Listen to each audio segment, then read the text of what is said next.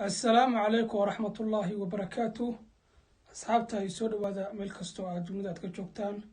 كنا يسود وهذا وربحنا دي وجودن بيجي عيارها صاحبيان وحن يقدونا صاحبيان لسيدا أي معقول كوتهاي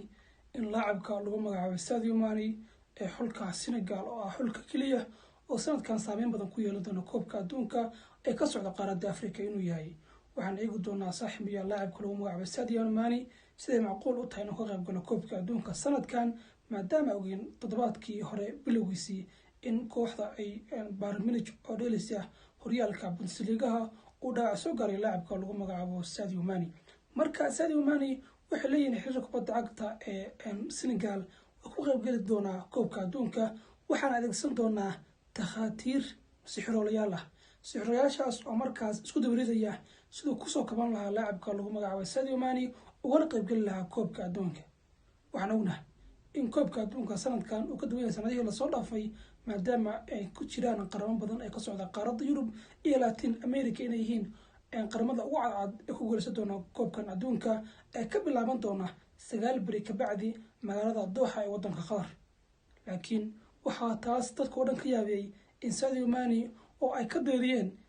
macnaha kooxda kubadda cagta Bayern Munich oo u fadhiya dhakhaatiirteeda oo isbitaalka Bayern Munich u fadhiya inay ka deeriyeen dhaawaca laacibka Afrika lagu magacaabo Sadio Mane ayna sheegeen inuu ka qaybgali karin koobka adduunka sanadkan ka bilaaban doona wadanka Qatar ee karsan tahay maalmo kooban saaxiibayaal Sadio Mane macquul ma tahay inuu ka qaybgalo koobka adduunka haday macquul tahay sababtu maxay tahay dad badan ay isweydiinayaan taas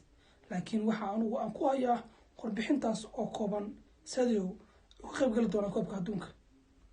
waxaan hadda lagu jiraa qaliinkiisa ugu dambeeyay ay sameynayaan dhakhaatiir sixroolayaal ah oo ku sugan wadanka Senegal waxaan dadku og yihiin in maalmihii la soo dhaafay dalka Senegal oo dhan laga ooyay maadaama laacibka kaliya ku dashanayaan koobka adduunka uu dhaawac ka dhaawacmay laakiin dad badan hadda waxay aaminsan yihiin in Sadio Mane uu ka qayb galayo si shaki la'aan ah koobka adduunka maadaama laga soo dhisay meel walba uuna sanadka loo carbinayo inuu wadanka Afrika ama qaaradda Afrika